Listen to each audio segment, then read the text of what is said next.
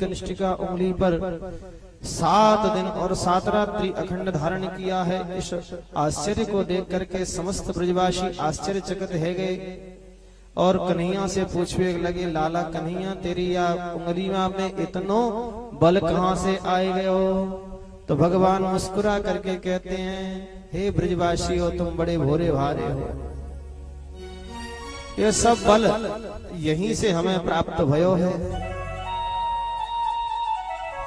कि कछु माखन को बल बढ़ो, कछु माखन को बल बढ़ो और कछु गोपन करी सहा। श्री राधे जू की कृपा सो मैंने गिरिवर लियो उठा।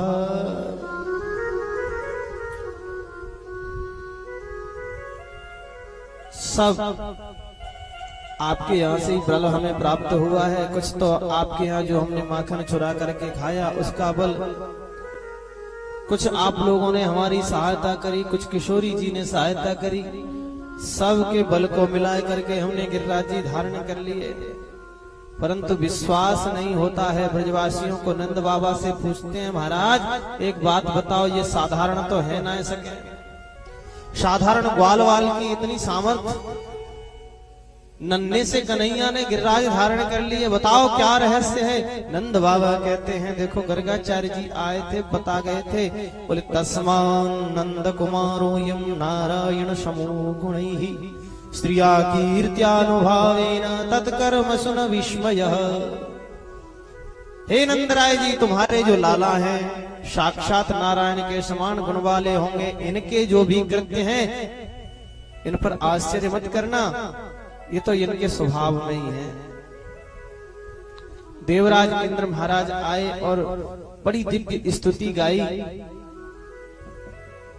भगवान ने शुभाशीष प्रदान किया।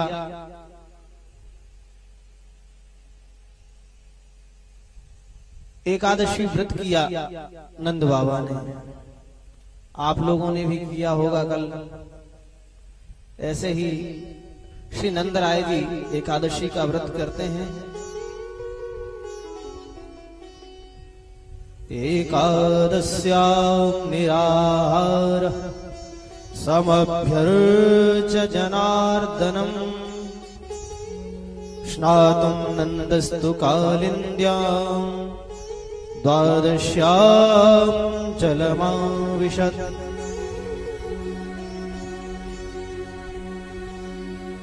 एकादशी व्रत करने के उपरांत रात्रि में विचार किया कि हमें स्नान करना चाहिए। द्वादशी के प्रवेश होने पर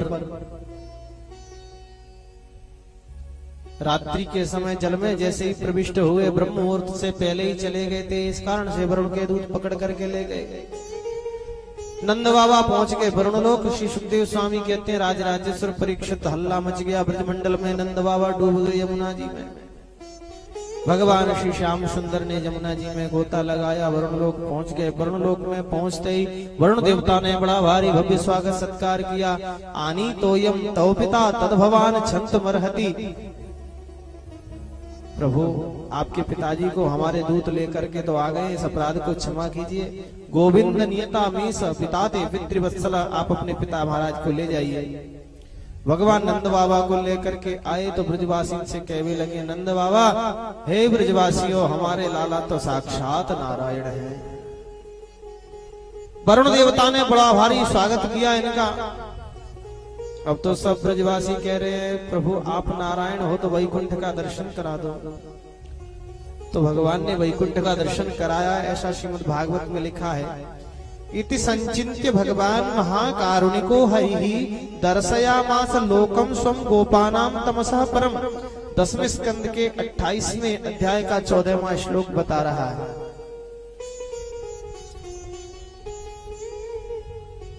बड़ा विशाल भवन है क्षीर सिंधु में।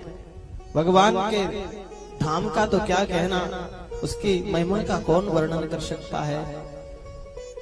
द्वार द्वार पर भगवान के ही समान दिव्य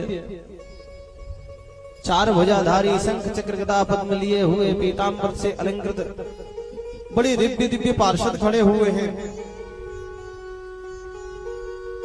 दूर भगवान विराजमान है शेष सैया पर।